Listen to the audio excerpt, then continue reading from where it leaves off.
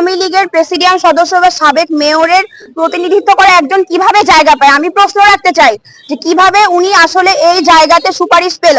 Specific করে যদি উনার কিছু মানে কাজের কথা বলি, আপনারা জানেন হয়তো অনেকে এখানে যে 16-17 বছরের যে 18 লক্ষ টাকা মানে 18 লক্ষ টাকা যে উনার আত্মসাতের ঘটনা, সেটা নিয়ে কিন্তু 2020 সালে কিন্তু দুদকে মামলা হয়। সেখানে এটা খুব ভালোভাবে উঠে এসেছে যে আনারুল মানে এটার সাথে জড়িত ছিল। এইরকম একটা মানুষ যেখানে কেসটা সলভই হয়নি, উনি আসলে কিভাবে রাজশাহী কলেজের মতো একটা প্রতিষ্ঠানে এইরকম অধ্যক্ষ হওয়ার সুযোগ পায়, এটা আমরা কোনোভাবেই মানবো না। আর আমরা যেখানে খায়রুজ্জামান লিটনের দ্বারা তার আওয়ামী লীগের বিভিন্ন মানুষ, আমরা আন্দোলনের যারা শিক্ষার্থী ছিলাম, আমরা জানি যে আমরা প্রথম থেকে কিভাবে তাদের দ্বারা নানান ভাবে লাঞ্ছিত হয়েছি, বঞ্চিত হয়েছি। তারা আমাদের উপর বিভিন্ন ভাবে অ্যাটাক করছে। তো তাদের গ্রুপেরই একজনকে আমরা কোনোভাবে আমাদের রাজশাহী কলেজে জায়গা দিব না, মানে দিব না। আমাদের এই আন্দোলন একদম শেষ পর্যন্ত চলবে যতদিন না উনি বহিষ্কৃত হচ্ছে রাজশাহী কলেজ থেকে। রাজশাহী কলেজের অধ্যক্ষ হিসেবে মোহাম্মদ আনোয়ারুল হক নামে একজনকে এখানে নিয়োগ করা হয়েছে।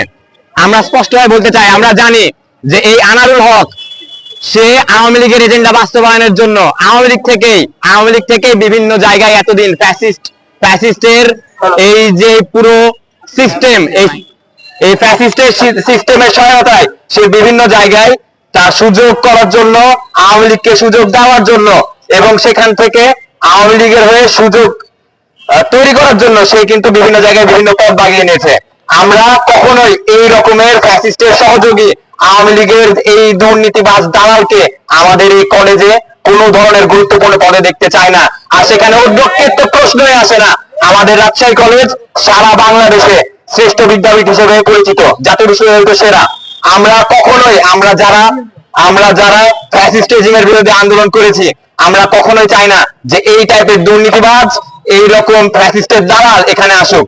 আমাদের একটাই অঙ্গীকার, আমরা যারা বৈষম্য ছাত্র আন্দোলনে ছিলাম, আমাদের সবার অঙ্গীকার হলো বৈষম্য মুক্ত এবং এরকম ফ্যাসিস্ট দুর্নীতিবাজ মুক্ত একটা সিস্টেম গড়ে তোলা। আর সেখানে আমাদের এই শিক্ষা প্রতিষ্ঠানে যদি একজন ফ্যাসিস্টের দোসরকে স্থান দেওয়া হয়, এটা আমরা কোনোভাবেই মানতে পারি না। আমরা কেউ এটা মানবো না। এবং আমরা এখানে বলে যাচ্ছি যে এই রকম ফ্যাসিস্টের দোসর, এই রকম দালাল এবং এরকম দুর্নীতিবাজ একজন শিক্ষককে আমরা কখনোই এই কলেজের দরজা দিয়ে ভিতরে প্রবেশ করতে দেব না। আমরা আমাদের এই দাবি জানিয়ে আমরা ক্ষান্ত হচ্ছি না। সে যদি কোনোভাবে এখানে প্রবেশ করার চেষ্টা করে, আমরা রাজশাহী কলেজের প্রত্যেক ছাত্র ছাত্রী আমরা এটা প্রতিরোধ করব। আমরা কোনোভাবেই তাকে এখানে প্রবেশ করতে বা এই পদে বসতে দিতে পারি না, দিব না।